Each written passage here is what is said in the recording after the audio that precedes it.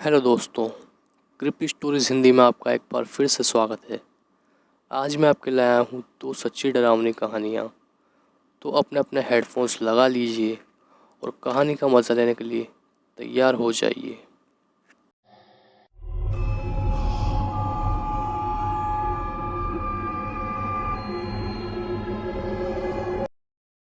ये पहली कहानी मुझे प्रणव ने भेजी है, जो कि मुंबई में रहते हैं।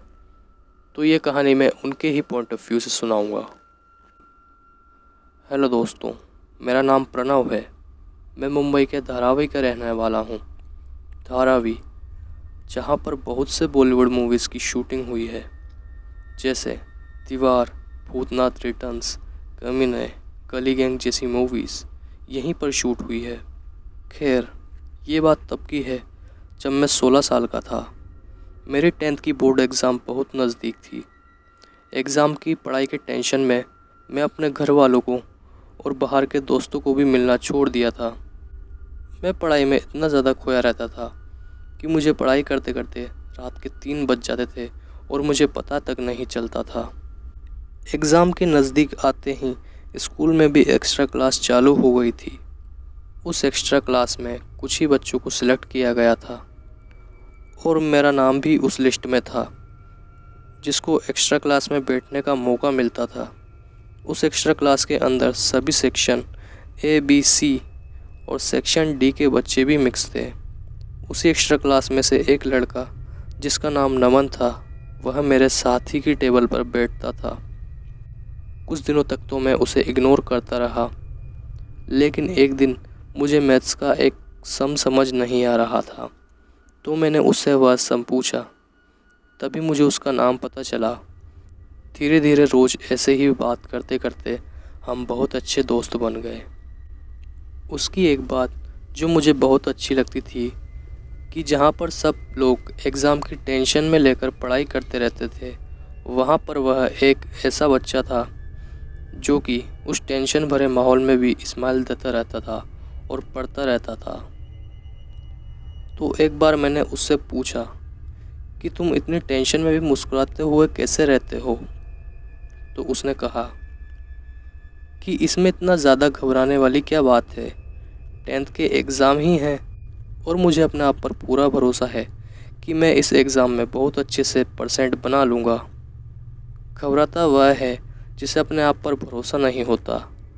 वह बात सुनकर मैं भी टेंशन फ्री हो गया और अच्छे से बिना किसी प्रेशर या टेंशन के पढ़ने लगा था। एग्ज़ाम कुछ ही दिनों में आने वाली थी और हम दोनों अच्छे से रेडी थे। हम दोनों इतना ज़्यादा कॉन्फिडेंट थे कि जो भी क्वेश्चन एग्ज़ाम में आता, हम उसे पूरा कर सकते थे। एग्ज़ाम के लिए सिर्फ 3 दिन बचे थे और आज हमारी एक्स्ट्रा क्लास का भी लास्ट डे था। नमन और मैंने इस दिन पढ़ाई नहीं की। हम तो अपनी ही मस्ती में मस्त थे। एक्स्ट्रा क्लास ख़त्म होने के बाद हम दोनों ने कुछ देर तक के लिए पार्क में अपना वक्त गुजारा और वहाँ पर मस्ती करने के बाद अब घर जाने का वक्त हो गया था।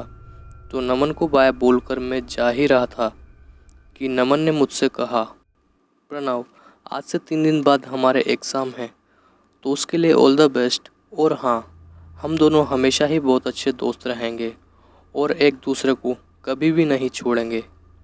मैंने भी उसकी तरफ हाँ में जवाब दिया और वहाँ से मैं अपने घर के लिए चल गया। 3 दिन बाद मेरी एग्ज़ाम आ गई, तो मैं एग्ज़ाम देने स्कूल गया।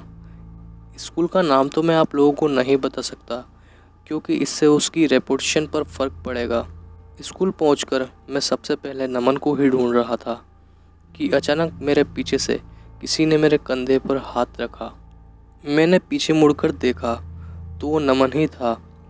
उससे मिलते ही सबसे पहले मैं उसे गले मिलने लगा और कुछ बातें करके हम अपने अपने एग्ज़ाम रूम में पहुंच गए। एग्ज़ाम का फर्स्ट डे ख़त्म होते ही मैं क्लास से बाहर आ गया और नमन को देखने लगा। मुझे वो कहीं पर भी नहीं दिखा। मैंने बहुत देर तक उसका वेट किया। फिर उसके ना आने पर मैं अपने घर चला गया। अब हर एग्ज़ाम में वो मुझे एग्ज़ाम हॉल में जाते हुए तो दिखता था, मगर आते हुए नहीं। ठीक ऐसा होते होते हमारे एग्ज़ाम भी ख़त्म हो गए। एग्ज़ाम ख़त्म होने के बाद मैं रोज़ उसी पार्क में जाने लगा जहाँ पर मैं और नमन पहले मिले थे। उस पार्क में मैं और नमन रोज़ मिलने लग गए थे। मेरा उसके अलावा कोई और दोस्त भी नहीं था, सिर्फ एक दो दोस्त थे, उनसे कभी कभी हेलो हाय हो जाया करती थी। तो एक दिन मैं और नमन आपस में ऐसे ही बात कर रहे थे कि मैंने बातों बातों में नमन से उसके घर के बारे में पूछा। तो उसने अपना घर का पता बताने में पहले तो संकोच करा, लेकिन कुछ देर बाद उसने अपना घर का पता बता ही दिया। एग्ज़ाम ख़त्म हुए अब 1 महीना होने को आया था। अब बारी थी एग्ज़ाम के मार्कशीट की। कुछ ही दिन बाद वो पल भी आ ही गया था जब मुझे अपने मार्क्स देखने को अपने स्कूल जाना था। और आज वो पल था जब मैं स्कूल अपनी मार्कशीट लेने गया। स्कूल पहुंचते ही मैं सबसे पहले नमन को इधर उधर देख रहा था, लेकिन मुझे नमन कहीं पर भी नहीं दिखा। नमन को ढूंढते हुए मैं अपने क्लास टीचर के पास पहुंचा। मैंने उनसे अपना मार्कशीट लिया। मैं पूरे महाराष्ट्र में 2nd रैंक पर था। मुझे ये सब जानकर बहुत ज़्यादा खुशी हुई, इतनी ज़्यादा कि मैं आपको शब्दों में बता भी नहीं सकता। लेकिन मेरे मन में एक ख्याल था, अगर मैं 2nd हूँ तो नमन ही ज़रूर फर्स्ट आया होगा। ये सोचते हुए मैं नमन की क्लास टीचर के पास चला गया और नमन के मार्क्स के बारे में पूछा। तो उस पर उस टीचर ने जो जवाब दिया उसे सुनकर तो मैं हैरान ही हो गया। टीचर ने कहा कि नमन तो फेल हो गया है, क्योंकि वो एग्ज़ाम देने एग्ज़ाम हॉल में पहुंचा ही नहीं। ये सब सुनकर मैं कुछ देर के लिए बिल्कुल सुन पड़ गया। फिर कुछ देर बाद मैंने अपने आप को काबू में लाते हुए मैम से कहा, ये आप कैसी बात कर रहे हैं? नमन तो हमेशा एग्ज़ाम देने आता था और मैं उसे रोज़ अंदर जाते हुए भी देखता था। मैं यही बात कर कर टीचर से बहस करने लगा, लेकिन टीचर ने मेरी एक न सुनी। फिर मैंने ठंडे दिमाग से सोचा कि क्यों ना मैं नमन के घर जाऊं। ये सोचने के बाद मैंने आओ देखा न ताओ और सीधे नमन के घर की ओर निकल गया। वहाँ जाकर मेरी नज़र उसकी माँ पर पड़ी। वो गुमसुम सी अपने मुंह को लटकाकर पौधों को पानी दे रही थी कि मैं उनके पास जाकर कहा, नमस्ते आंटी जी, कैसे हैं आप? तो आंटी जी ने बड़े ही हल्के आवाज़ में कहा, मैं ठीक हूँ, लेकिन मैंने आपको पहचाना नहीं। तो मैंने कहा, मैं नमन का दोस्त हूँ, मुझे उससे मिलना है, वो कहाँ पर है? मेरे इतना बोलते ही आंटी जी की आंखों में से आंसू आने लगे। ये सब देखकर मैं असमंजस में पड़ गया कि आखिर मैंने ऐसा क्या कह दिया कि आंटी जी रोने लगे।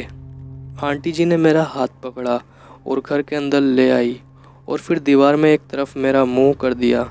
उस दीवार की तरफ देखते ही मुझे बेहोशी सी आने लगी और मेरी आंखों से भी आंसुओं की बरसात होने लगी। मैंने रोते हुए आंटी से पूछा कि ये कब हुआ? तो आंटी जी ने कहा, स्कूल के लास्ट दिन जब वो घर आ रहा था तो एक कार वाले ने उसे टक्कर मार दी। 2 दिन तक नमन कोमा में रहा। फिर उसने इस ज़िंदगी की जंग में हार मान ली और वो हम सबको अकेला छोड़कर चला गया।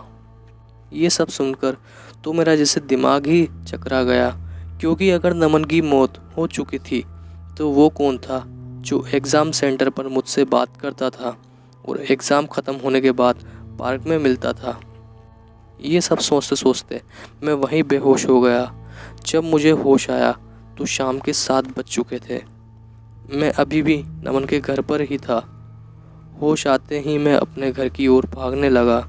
नमन से मेरे घर के बीच वही पार्क पड़ता था जहां हम रोज़ मिलते थे।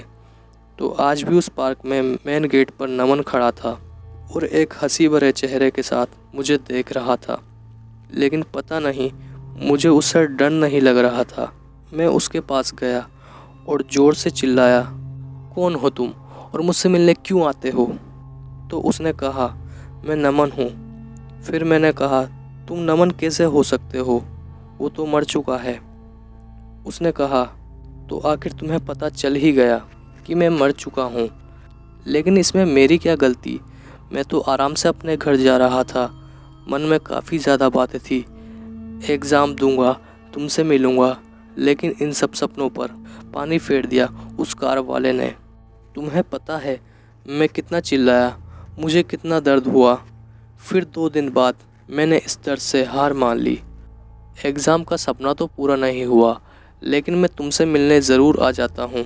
माँ बाप के सपने तो मैं पूरे नहीं कर पाया। उनकी कितनी उम्मीद थी, हमारा लड़का बहुत बड़ा आदमी बनेगा और बुढ़ापे में हमारा सहारा बनेगा, लेकिन सब कुछ एक ही पल में ख़त्म हो गया। ये सब बोलकर नमन बोला, ठीक है प्रणव, हमारा साथ यहीं तक था, अब मेरे जाने का वक्त हो गया है। ये सब सुनकर मेरे आंसू रुक ही नहीं रहे थे। मैंने उसे बहुत कहा, मत जाओ मुझे छोड़कर, लेकिन वो मेरी एक बात नहीं माना। उसने कहा, ऐसा नहीं हो सकता, मैं यहाँ हमेशा के लिए नहीं रह सकता, तुम मुझसे भी अच्छा कोई दोस्त बना लो, मेरा अब जाने का वक्त हो गया है। यह कर कर वो वहाँ से गायब हो गया। मैं वहीं उसी पार्क में बैठकर रोने लगा।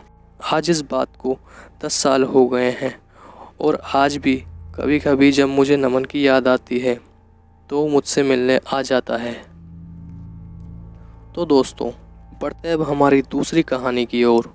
ये किस्सा मेरे दोस्त के साथ घटा था, उसका नाम जय है। तो आगे की कहानी मैं जय के नज़रिए से ही बताऊंगा। मेरा नाम जय है। मैं और मेरा एक दोस्त प्रवीण दोनों को रात में घूमने का बहुत शौक़ था। हम दोनों रात को ही रोज़ बाइक से घूमने जाते रहते थे। हमें घूमने में बहुत मज़ा आता था, लेकिन एक रात हमारे साथ कुछ ऐसा हुआ कि हम अब रात को घर से बाहर निकलना भी कम पसंद करते हैं। तो हुआ कुछ ऐसा था कि हम रोज़ की तरह रात को घूमने जा रहे थे। एक दिन हमने एक अलग रास्ते की तरफ जाने का सोचा। सब कुछ तय होने के बाद हम उस रास्ते के लिए रात को 1:28 पर घर से निकल गए थे। चलते चलते मैंने अचानक से भूतों का टॉपिक छेड़ दिया। बात करते करते प्रवीण को पता नहीं क्या हुआ कि वो भूतों को भला बुरा कहने लग गया कि ऐसा कुछ नहीं होता, अगर होता तो आज तक हमें क्यों नहीं दिखा, हम तो रोज़ रात को घूमने जाते हैं। तो मैंने भी हामी में अपना सर हिला दिया और बाइक चलते हुए कुछ दूरी पर हमें एक शमशान घाट दिखा। तो मैंने उसे शांत रहने को कहा। उसने मेरी बात को अनसुना कर दिया और वो पहले से भी ज़्यादा तेज़ आवाज़ में इन शक्तियों को भला बुरा कहने लगा। मैंने अपनी बाइक की स्पीड वहाँ बढ़ा दी थी। मेरा ये सब करते ही अचानक मुझे प्रवीण की चिल्लाने की आवाज़ आई। जैसे ही मैंने वो आवाज़ सुनी, मैंने बाइक रोक दी और पीछे मुड़कर देखा तो मेरा पूरा खून ही जम गया था। मैंने देखा कि प्रवीण सड़क पर गिरा हुआ है और उसे कोई पीछे से खींच रहा है। यह देखकर तो मेरे होश ही उड़ गए। मुझे कुछ समझ नहीं आ रहा था कि मैं क्या करूं। अचानक मैं अपने होश में आया और अपने शरीर की पूरी ताकत का इस्तेमाल कर मैं प्रवीण को पकड़ लिया और जैसे तैसे बाइक पर बिठाकर घर की ओर निकल गया। इस भयानक हादसे के बाद प्रवीण को 2-3 दिनों तक तो तेज़ बुखार आया और वह ठीक भी हो गया। इस हादसे के बाद अब प्रवीण और मैं कभी भूतों का मजाक नहीं उड़ाते। तो आपको इस बारे में क्या लगता है? वो क्या चीज़ थी जिसने प्रवीण को बाइक से गिरा दिया था, या प्रवीण तेज़ स्पीड के कारण नीचे गिर गया था? आप अपनी राय मुझे कमेंट बॉक्स में ज़रूर बताइए।